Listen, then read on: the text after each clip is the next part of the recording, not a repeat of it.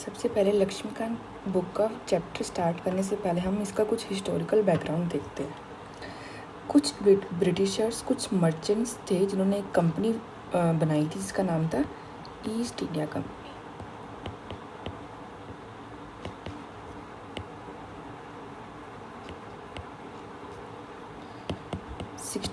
के अंदर, और इनको वहाँ की जो क्वीन थी, क्वीन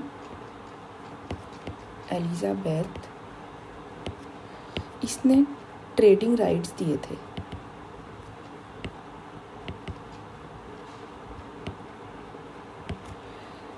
ईस्ट इंडिया कंपनी 1608 के अंदर इंडिया आती है और सबसे पहले इनकी फर्स्ट फैक्ट्री ये लोग ओपन करते हैं सूरत के अंदर। फिर धीरे धीरे टाइम के साथ ये ग्रो करते हैं और 1611 के अंदर ये मछलीपट्टनम में अपनी एक और फैक्ट्री को ओपन करते हैं। 1764 तक ये लोग इनका काम सिर्फ ट्रेड करना था इंडिया के अंदर, लेकिन फिर 1764 के अंदर एक बैटल होती है, बैटल ऑफ बक्सर।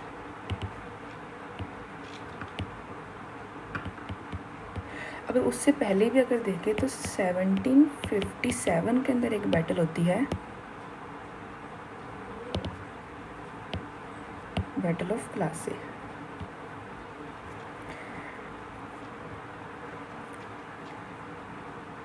अब इसमें हुआ क्या था, ईस्ट इंडिया कंपनी अगेंस्ट किसकी होती है, सिराजुद्दौला के।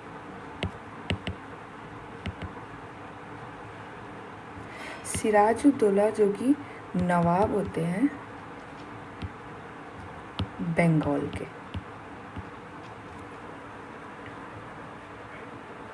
ब्रिटिशर्स ये दोनों एक अगेंस्ट होते हैं, तो ब्रिटिशर्स क्या है, सिराजुद्दौला को हरा देते हैं वॉर के अंदर।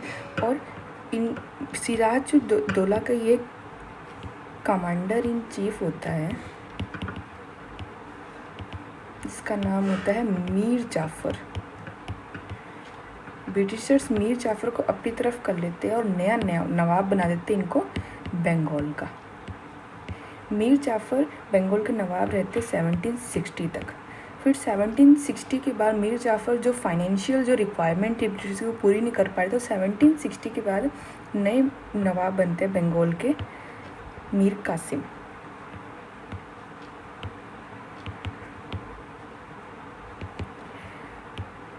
ये भी 1763 तक रहते हैं। फिर ब्रिटिशर्स फिर से मीर जाफर को बनाते हैं नवाब, मीर जाफर फिर से आ जाता है।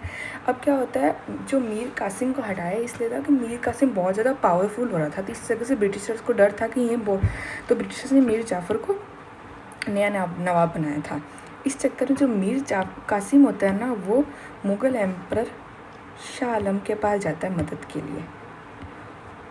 प्लस वो एक रूलर के और पास जाता है, उसका नाम था शुजाउद्दौला। ये अवध के नवाब थे।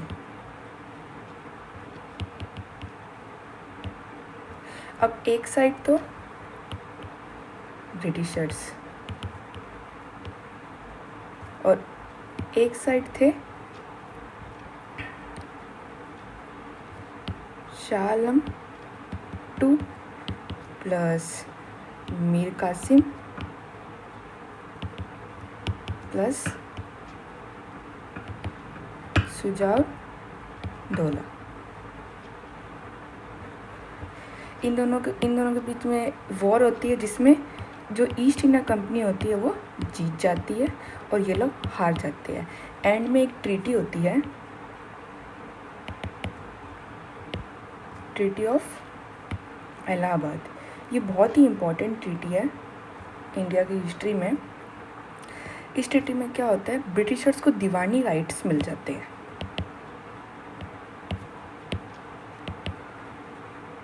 दीवानी राइट्स का मतलब क्या होता है, मतलब उस जगह पे रिवेन्यू कलेक्ट करने का जो राइट होता है ना, उसको दीवानी राइट्स बोलते हैं। मतलब अभी तक तो क्या होता है, जो ब्रिटिशर्स बाहर से पैसा ला रहे थे, यहाँ के चीज़ें खरीद रहे थे और फिर एक्सपोर्ट कर रहे थे वापस बाहर, अब वो यहीं से पैसा कमा रहे हैं, यहीं पे चीज़ें खरीद रहे हैं और वापस बेच रहे हैं, तो उनका कोई मतलब रिवेन्यू कोई खर्च नहीं हो रहा उनका, तो उनको दीवानी राइट्स मिले थे 3 जगह पे, बंगाल के, बिहार के और उड़ीसा के।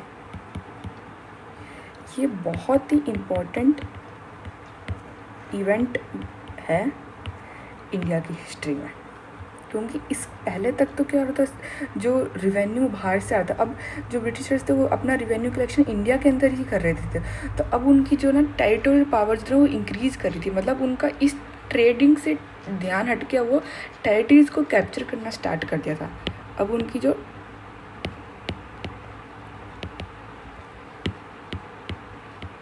टेरिटोरियल पावर थी ना वो ज़्यादा इंक्रीज़ हो रही थी, ठीक है। ये इन्होंने अपनी टेरिटोरियल पावर को ये टिल कब तक चला था, 1857 के अंदर। अब 1857 के अंदर जब 1857 का रिवॉल्ट होता है, उसके बाद 1858 से जो इंडिया का जो डायरेक्ट रूल था ना वो किसके हाथ में आ गया था, ब्रिटिश क्राउन के पास आ गया था। अब वो इंडिया का डायरेक्ट रूल कर रहे थे। अब उन्होंने कब तक डायरेक्ट रूल किया था, टिल 15 अगस्त 1947 तक। अब धीरे धीरे डिमांड ये उठी कि अगर इंडिया में रूल करना है, इंडिया को एक स्टेबल कंट्री बनाना, तो एक कॉन्स्टिट्यूशन की नीड उठी। अब एम.एन. रॉय जो एक कम्युनिस्ट थे, उन्होंने 1934 के अंदर पहली बार कॉन्स्टिट्यूशन असेंबली की मांग उठाई कि अगर कॉन्स्टिट्यूशन बनाना तो एक कॉन्स्टिट्यूशन असेंबली होनी चाहिए उसको बनाने के लिए, और इसको ऑफिशियली कब रिकॉग्नाइज किया गया था, 1946 के अंदर इस नीड को फुलफिल किया गया था थ्रू कैबिनेट मिशन।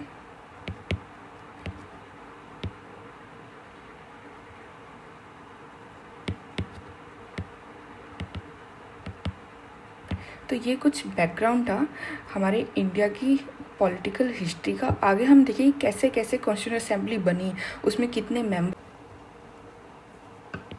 अब हम लाइन बाय लाइन देखेंगे कि लक्ष्मीकांत के अंदर क्या लिखा हुआ है। The Britishers came to India in 1608। जैसा कि मैंने आपको बताया कि ब्रिटिशर्स इंडिया 1608 के अंदर आए थे as a traders in the form of East India Company, which had exclusive rights of trading in India under the charter given by Queen Elizabeth in 1600. 1765, the company, which till then had a purely trading function, obtained the Diwani rights of revenue and the civil justice of Bengal, Bihar, and Odisha. This started its career as a territorial power. In 1858, in the wake of Sepoy Mutiny, the British Crown assumed direct responsibility for the governance of the India, and this rule continued until India was granted independence on 15 August 1947. तो यही मैंने आपको बताया कि Britishers India 1608 के अंदर आए थे, ट्रेडर्स की एज ए ट्रेडर्स आए थे। जो क्वीन एलिजाबेथ थी 1600 के अंदर, उसने इनको एक चार्टर ग्रांट किया था, और 1765 तक तो ये सिर्फ प्योरली ट्रेड, इनका फंक्शन सिर्फ ट्रेड करना था। उसके बाद इनको दीवानी राइट्स मिल गए थे बंगाल, बिहार, उड़ीसा के। फिर इनका जो करियर था वो टेरिटोरियल पावर में चेंज हो गया था। उसके बाद में 1857 तक तो यही चला था। उसके बाद में 1858 के अंदर जो ब्रिटिश क्राउन थी उसने डायरेक्ट रिस्पॉन्सिबिलिटी ले ली थी इंडिया के गवर्नेंस की, और ये तो 15 अगस्त 1947 तक चला था। With independence came to India for the constitution, hence a constitution assembly was formed for this purpose in 1947. फिर constitution assembly बनाई गई थी 1947 के अंदर, and on 26 January 1950 the constitution came to into being.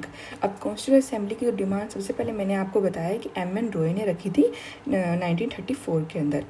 However, various features of the Indian constitutional polity have their roots in the British rules. There were certain events in the British rules that laid down the legal framework for the organization and the functioning of the government and administration in the British India. मतलब बहुत सारे हमारे Indian constitution के कुछ ऐसे features हैं जो आज भी जो ब्रिटिश रूल के हिसाब से हमने लिए हैं। दिस इवेंट तो आज के लिए इतना ही। कल से हम कंपनी रूल से स्टार्ट करेंगे 1773 से। कल हम रेगुलेटिंग एक्ट 1773 के बारे में पढ़ेंगे। Thank you.